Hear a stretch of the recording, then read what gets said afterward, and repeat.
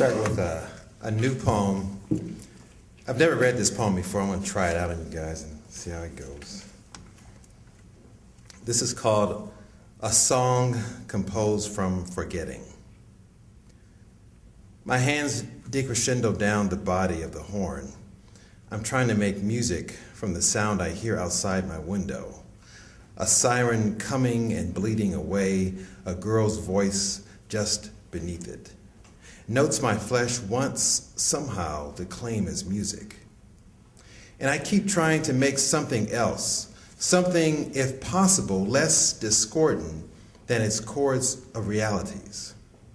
With my own name near memory, a changing key depending on the day, my body mutes through the change in light, the change in time, struggling to collect the past and to make sense of a moment years before this one. I swear it happened like this. It was in front of a People's Drug Store, a couple fighting, if you could call her part in it all, fighting. He had her by her hair with one hand, and he punched her with his free hand. Her blood. I remember this most, and his face looking at me as if he would offer her to me when he was done. And once I stepped in to stop the scene mid-action, they both stopped and turned on me. The woman grew fists and threw them at me, as if I had entered their bedroom in the middle of some other act of love. For all I know, this memory belongs to another, not only me, but also my mother or father, possibly them fighting in a dream.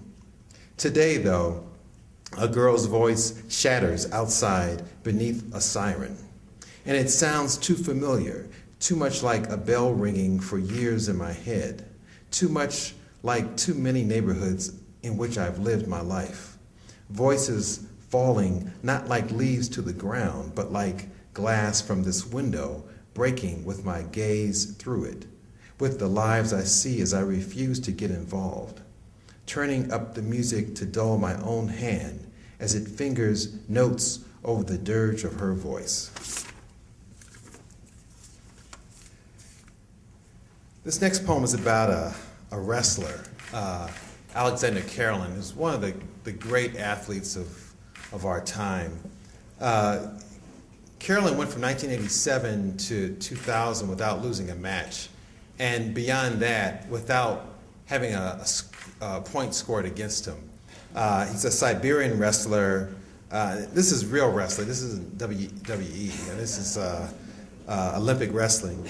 And he's in the super heavyweight class that starts at 285 and above. So all of his opponents are 300 pounds or more.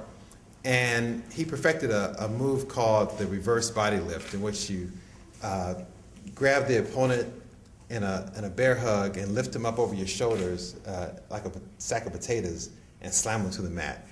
And you pick him up from, like, he's belly down on the mat. You pick him up from there and lift him up. And it's a move that had been done in lower weight classes, but not in the super heavyweight class. And for a 300-pound guy, that's discombobulating. And so Karelin lost in 2000 at the Olympic Games to a farmhand from Iowa named Rulon Gardner.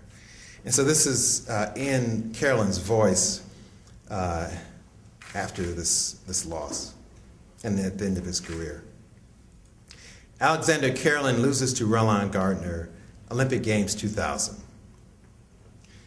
Even a comrade from a farm in a country I'll never know, even an American draped in his flag, even an opponent sent like a postcard to lure my heart to a distant land, could commit a little murder.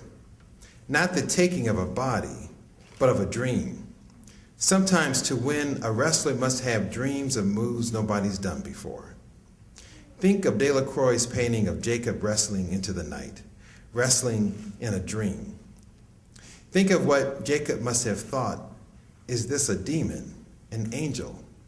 Imagine his surprise to find that his opponent with wings and muscles was his own body, dealing elegant attacks, moves from a dream world.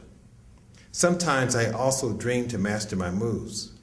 Then I go to a tournament and win, with that dream, a throw nobody can do, even a tournament for wrestlers, even a school gymnasium, or even this circle on this mat, no bigger than a Siberian snowflake, could be the site for a little death.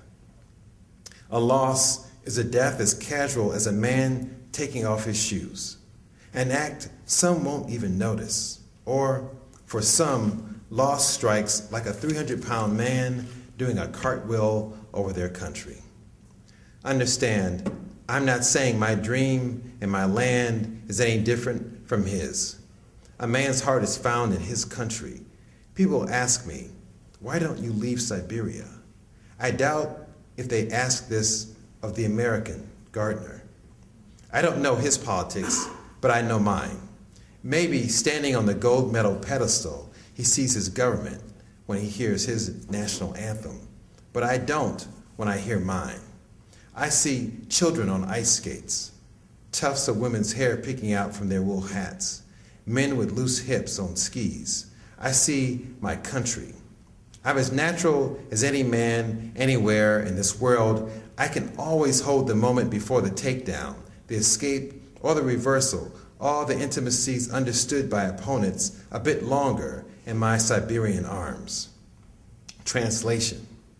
In Sydney, if they could have seen the outcome coming, I would have warned the American of the weight of winning. When I reverse body lifted him in midair, I should have asked in a whisper through my broken English, is this what you want on those Midwestern shoulders? When the winner says, I'll end it here on this bridge, in this hotel room, in this warm bath with this straight razor, what excuse does he have for losing his nerve once he wins? The whole world looks up at him from its back as he looks down, more often than not, even after many wins, in disbelief. And now, after today's events, my muscles reeling, sore beneath the skin, tell the story in full. My muscles beg, really, for an easier way to talk to this world, hammer away until the onlookers stand up, put their hands together, and believe, fool themselves into believing. The fallen angel, my weathered body, lifting itself off the mat, is not one of them.